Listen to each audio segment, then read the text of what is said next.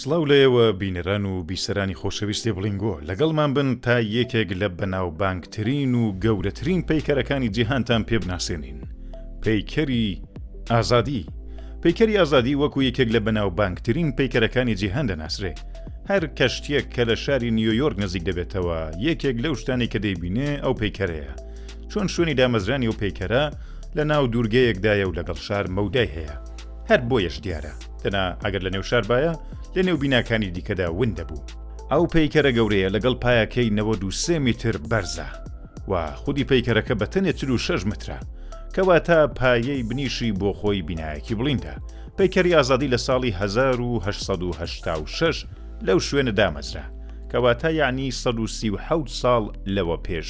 دامەزراندنی شتێکی لەو شێوە لە ڕۆژی ئەم ڕۆژدا کارێکی زەحمەت و ئەستەمە جا چ بگا بەو کات. ئەو پەیکەرە لە بواری درێژایی و سەردەمی خۆی زۆر بەرچاو و گەورە بووە. لە ئەم ڕۆژدا لە شوێنی دیکەی جیهان پەیکەرانێک سازکراون کە لەو پەیکەرە زۆر گەورەترن و بەتایبەت لەو پەیکەرانە زیاتر لە هند و چین دەبینن کە سازکراون. هەڵبەت جیاوازی نێوان ئەو پەیکەرە لەگەڵ ئەوانی دیکە وەکو جیاوازی ئێمپایر ستیت لەگەڵ تاوێڕی خەلیفەیە. ئێمپایر ستیت ئەو سەردەمە کە سازکرا وەکو شاکارێک بووە بۆ ساڵانێکی زۆر بێوێ نەبووە. هەر ئەو شتەی دەتوانین سەبارەت بەو پەیکەرە بڵین چون بەدەیان ساڵ لەسەر یەک بڵینترین پەیکەری جیهان بووە. ئەگەر بۆتان پرسیارە کە چێ ئەو پەیکەری ساز کردووە سەرنجڕاکێشی پەیکەری ئازادی لەوەدایە کە نە دیزاینی لە ئەمریکا بووە و نا سازکردنەکەی. تەنانەت بیرۆکەکەشی ئەمریکا نەبووە. خاوەنی ئەو بیرۆکەیە سیاسەتمەدارێکی فەڕەنسەوی بە ناوی ئێدوارد ڕێنێ دێلابۆلی بووە کە بڕیار دەدا شتێکی لەو شێوەیە لە فەڕەنسا ساز بکەن و وەک دیاری بۆ سەر بەخۆی ئەمریکا بنێرن بۆ ئەو وڵاتە. ئەو دەنگۆیە هەیە کە زیاتر بۆ تووڕەکردنی وڵاتی ئینگلیز ئەو کاریان کردو چۆن ئەمریکا لە ئینگلیز گوێ ببووە. ئێدوارد ئەو بیرۆکەیە لە ساڵی 1865 بەمێشکیدا دێت بەڵام پەسەندکردنی ئەو بیرۆکەیە لە سیستەمی بڕۆکراسی فەڕەنسەدا ماوەی 5 ساڵ بەردەوام دەبێت و لە کۆتاییدا لە ساڵی 1870 پەسەند دەکرێت. دەوڵەتی فەڕەنسا دیزاینێرێک و پەیکەرتاشێکی شارەزادا دەمەزرێنێ و پیاوە بارتۆڵدیە و پێی دەڵێن کە ئێمە پەیکەرێکمان دەوێت کە لە خواوەندی ڕۆمی ئازادی ئیلهام وەرگیرا بێت. خواوەندێک کە پێی دەڵێن لیبێرتاس. بارتۆڵدی دەڵێ ئەگەر دەتان هەوێ من ئەو پەیکەرە ساز بکەم دەبێ بڵیتێکی هاتوچوونەوەم بۆ بگرن تا من بچمە نیویۆرک و سەیرێکی ئەو شارە بکەم و بگەڕێمەوە. ئەو پیاوە دەچێتە نیویۆرک و لەسەر ئەو ناوچەیە جوان لێکۆڵینەوە دەکات و تەنانەت سەر و کۆماری ئەو کاتی ئەمریکا یولیسیس گرانت بۆ کۆشکی سپی بانگشتی دەکات. بارتۆڵدی ناوێک بۆ ئەو پەیکەری کە دەیهەوێت دیزاینی بکات هەڵی دەبژێرێ و ناوی دەنێ لیبرتی ئین لایتنینگ دێڤۆرد کە ئەگەر وەریژێڕین دەبێتە ئازادیەک کە جیهان ڕووناک دەکاتەوە. ناوێک کە تا ساڵی 1924 لەسەری دەمێنێتەوە کە دوای دەیگەینێ. دوای ئەوەی بارتۆڵدی دەگەڕێتەوە بۆ فەڕەنسا و راپۆرتەکەی پێشکەش دەکات دەوڵەتی فەڕەنسا بڕیار دەدات کە دەست پێ بکات بەڵام پێش دەست پێکردن نامەیەک بۆ دەوڵەتی ئەمریکا دەنێرێت و پێیان دەڵێن کە ئێوە لە شوێنێک کە دەتان هەوێ ئەو پەیکەری لێدانێن پایەیەک ساز بکەن. ئێمەش لێرە سازکردنی پەیکەرەکە دەست پێ دەکەین دوایش دەینێرین بۆوێ کە ئێوە لەسەر پایەکەی دانێن. سەرەڕای ئەوەی کە دوودانە لە دەوڵەمەندترین وڵاتەکانی جیهان لەسەر ئەو پرۆژەیە کاریان دەکرد بەڵام هەردووکیان تووشی کەمبوونی پارە دەبن هەر بۆیەش هەردوو وڵات کاغەزی بەهادار بڵاو دەکەنەوە کە لە خەڵکی خۆیان قەرز وەرگرت. دەوڵەتی فەڕەنسا بۆەوەی کاغەزی زیاتر بفرۆشێ بە بارتۆڵدی دەڵێت تۆ سەرەتا دەست و مەشعەلی ناودەستی ساز بکە تا خەڵک بیبین و بڕوا بەبوونی پەیکەرەکە بکەن و پارەیەکی زیاتر بە قەرز بدەن. ئەو دەستە دەبێتە هۆکار کە لە فەڕەنسا پوڵێکی یەکجار زۆر کۆ ببێتەوە بەڵام لە ئەمریکا پارەیەکی وەها کۆ نەببووە. هەر بۆیەش دەستەکەی دەنێرم بۆ ئەمریکا کە لەوێش بە خەڵکی نیشان بدەن تا خەڵکێکی زیاتر بۆ قەرز پێدان ڕازی ببن. ئەمریکایەکان بازرگانێکی باشتر بوون. ئەوان دەستەکەیان جۆرێک دامەزران کە خەڵک بچن نەفەری 50 سنت پارە بدەن و بچنە نێو مەشعەلی ناودەستەکەوە. هەر بۆیەش پارەیەکی زیاتریان کۆ کردەوە. جێگای سەرنجە کە ئەو دەستە ئەوەندە بەناوبانگ بوو کە دەهێڵن تا 6 ساڵان لەوێ بمێنێتەوە و وەک یەک پەیکەر بۆ ڕاکێشانی گەشتیار بەکاردەهێنرێت کە خەڵک پارە دەدەن و دەچن بۆ سیرکردنی. لەلایەکی دیش بینای سەرەکیەکەی خەریکە لە فەڕەنسا ساز دەکرێت. فەڕەنساویەکان شتێکی باش لە ئەمریکایەکان فێر ببوون. ئەوان کاتێک بەشی ڕوخسار و سەرشانی ساز بوو لە پاریزدای دەنێن بۆ نەمایشکردن و بڵیتی بۆ دەفرۆشن. ئەو بەشەی پەیکەرەکەش لە فەڕەنسا پارەیەکی زۆری پێکۆ دەبێتەوە و لە بەشەکانی دیدا خەرجی دەکەن. فەڕەنساویەکان لە ماوەی 4 ساڵدا 250,000 فرانک لە بەشی سەر و شانی دەردێنن.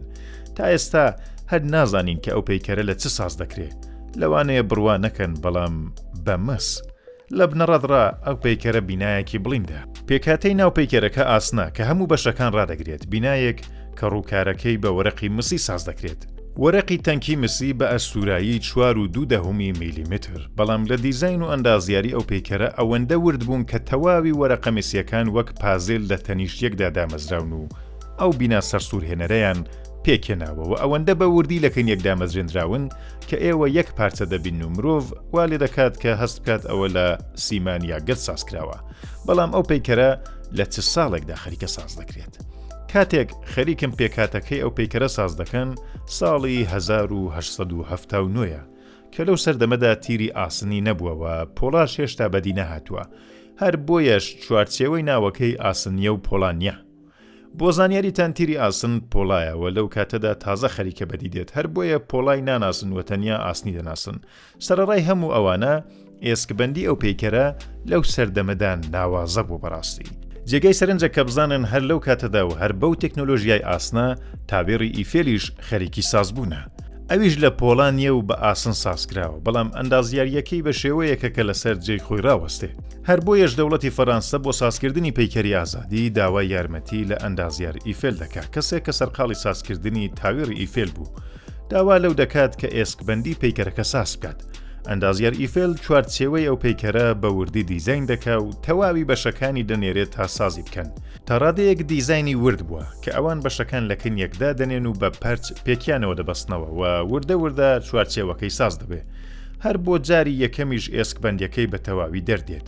هەر بۆیەش دیسان بەشەکانی لێک دەکەنەوە و ئامادەی دەکەن کە بینێرن بۆ ئەمریکا تا لەوێ دابندرێ. تەواوی پەیکەرەکە بە 300 وەرەقی مسیدا دەپۆشرێ. 300 وەرەق کە لەسەر 180 پۆند کێشیان هەیە. بۆ ئەوەی پەیکەرەکە سووک دەربێت و فشار بووە چوارچێوەکەی نەیە، پێویست بوو مسی تەنک بەکاربێنن. فەڕەنسەویەکان پەیکەرەکەیان لە پاریس سەریەک خست و تەواوی وەرەقەکانی دەوری چوارچێوەکە بە پێچی مسی دەبەستن کە زیاتر لە 300,000 پێچی مسی بەکاردەهێنرێت. ئەندازیار ئیفێل ئەندازیارێکی شارەزا و لێهاتوو بوو. ئەو تەنانەت هێزی فشاری باشی حیساب کرد بوو و دەیزانی کە لە کەنار زەریا لە نیویۆرک باەکی زۆری دێ و ئەو پەیکەرە دەبێت بە شێوەیەک بێت کە بتوانێت لە بەرامبەر ئەو بایانە بوەستێت. هەر بۆیەش ئێسکبەندیەکەی بە شێوەیەکی نەرم ساز کردووە، یعنی کاتێک بالی دەدات دەتوانێت تا 15 سانتیمتر تەکان بخوات و فشاری بە لە خۆی بترازێنێ. لە ساڵی 1884 پەیکەرەکە تەواو دەبێت، هەڵبەت بێزگە لە دەستی ڕاست و مەشعلەکە، چۆن هەروەک دەزانن ئەو پێشتر ناردرا بۆ نیویۆرک تا پارە دەربێنێ. پەیکەرەکە کە تەواو دەبێت جوان سەرنجی دەدەنێت کە هیچ کێشەیەکی نەبێت. دوای دڵنیابوون لە بێکێشەبوونی ئەو جار پەیکەرەکە لێک هەڵدەوەشێن و لەسەر زەوی دایدنێن و ئەو کات دەزانن کە بۆ بردننی بۆ ئەمریکا پێویستیان بە 214 کانتینێری داریا. دەبێ بزانن کە کانتینێری ئاسن لەو سەردەمەدا بوونی نەبووە، لە نزیکەی 80 ساڵ دوای ئەوە کانتینێری ئاسن پەیدا دەبێ. ئەمریکایەکان ئەو دوورگەیە بۆ دانانی پەیکەرەکە هەڵدەبژێرن.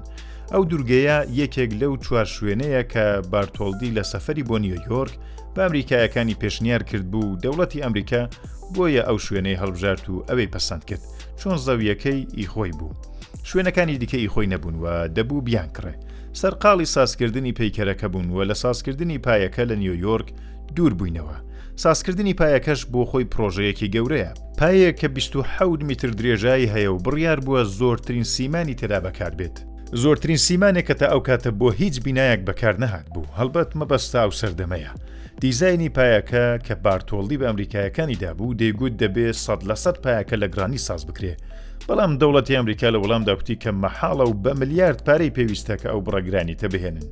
هەر بۆیەش بە سیمان و میلگردی ئاسن قایم سازیان کردو لە کۆتاییدا بۆ نەمایەکەی گرانیت بەکاردەهێنن.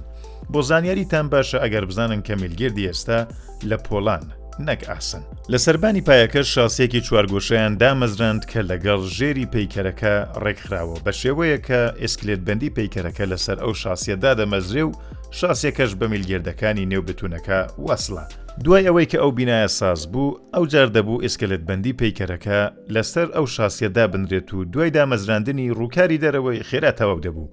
ئەوە دەستی گوێبووی پەیکەری ئازادیە کە بۆ ماوەی 6 ساڵ لە نیویۆرک پارەی کۆکردوێتەوە و ئێستا بڕیارە لەسەر جێ خۆی دابنرێت و کۆتایی بە پیکەرەکە بێت. پیکەرەیەکی مسی زۆر جوان لە دوورگەی نیویۆرک دادەمەزرێت. کاتێک گوتمان مەسی یعنی ڕەنگی خودی مسی هەبوو. 30 ساڵ ڕەنگی مسی خۆی دەپارێزێ و دوای ئەو ماوەیە پیکەرەکە هێواش ژەنگێ دێنێ. ژەنگێنانی مسیش کە دەبێ بزانن چۆنە.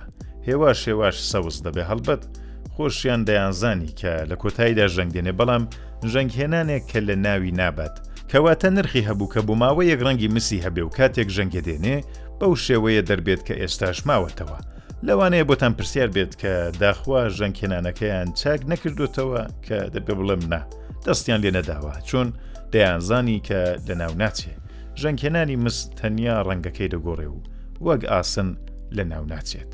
ئەوە بوو باس و بابەتی پەیکەری ئازادی ئەمریکا. هیوادارم کە بەدڵتان بووبێت و بیر و ڕای خۆتانمان بۆ کۆمنت بکەن، لایکتان لەبیر نەچێت، بۆ دۆستان و هاوڕێیانی بنێرن و بەو شێوەیە پاڵپشتی هاوڕێیان و برایان و خوشکانی خۆتان لە بڵینگۆ بن. بە شادی بژین.